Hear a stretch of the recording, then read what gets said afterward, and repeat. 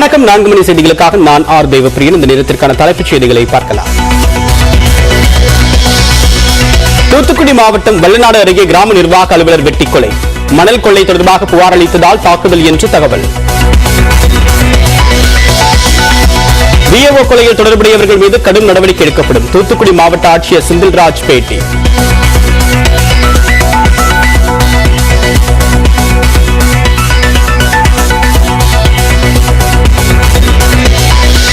தமிழ்நாட்டில் இன்று 14 மாவட்டங்களில் கனமழைக்கு வாய்ப்பு. சென்னையின் ஒரு சில இடங்களிலும் மிதமான மழை பெய்யும் என்று வானிலை ஆய்வு மையம் கணிப்பு.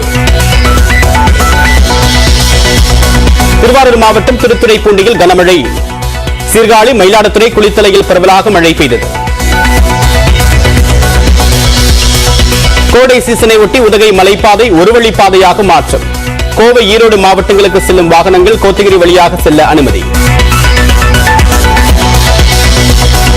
சென்னையில் பிரதமர் திறந்து வைத்த புதிய பன்னாட்டு முனையம். முதல் முறையாக வந்திறங்கிய விமானத்திற்கு வரவேற்பு.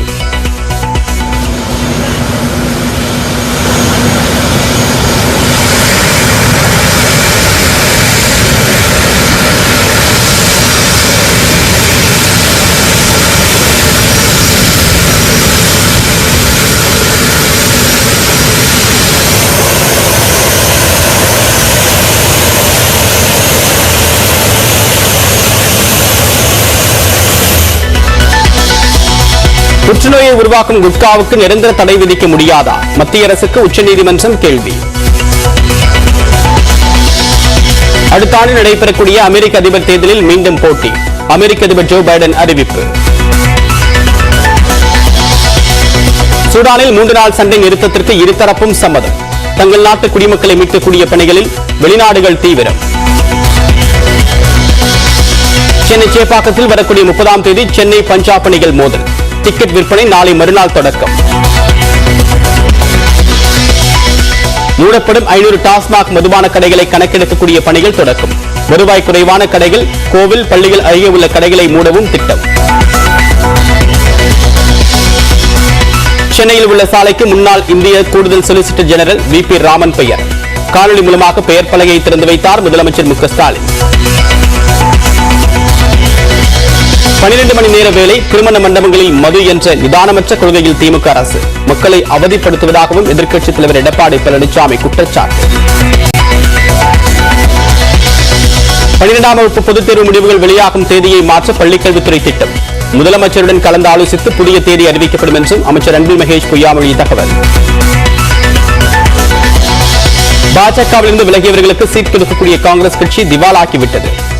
கர்நாடகாவின் பாகல்கோட்டில் பரப்புரை செய்த அமித்ஷா விமர்சனம். கர்நாடகாவை கொள்ளையடித்துவிட்ட பாஜக அரசு. மைசூருவில் பரப்புரை மேற்கொண்ட பிரியங்கா காந்தி குற்றச்சாட்டு. நாட்டின் முதல் நீர் மெட்ரோ சேவையை தொடங்கி வைத்தார் பிரதமர் நரேந்திர மோடி.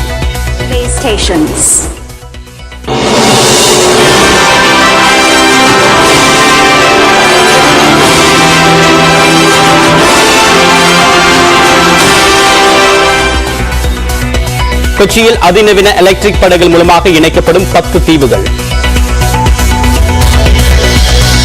வேங்கை வயலில் குடிநீரில் மலம் கலந்த விவகாரத்தில் DNA சோதனைக்கு ரத்தம் தர 8 பேர் மறுப்பு. 3 பேர் மட்டுமே பரிசோதனைக்கு ஒத்துழைப்பு.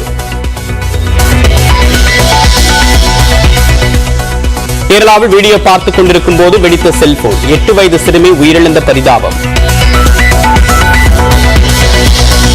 ஜி-ஸ்கொயர் கட்டுமான நிறுவனம் தொடர்புடைய இடங்களில் 2வது நாளாக நீடிக்கும் சோதனை. வரி ஏய்ப்பு புகாரில் வருமான வரித்துறை அதிகாரிகள் தொடர்ந்து ஆய்வு.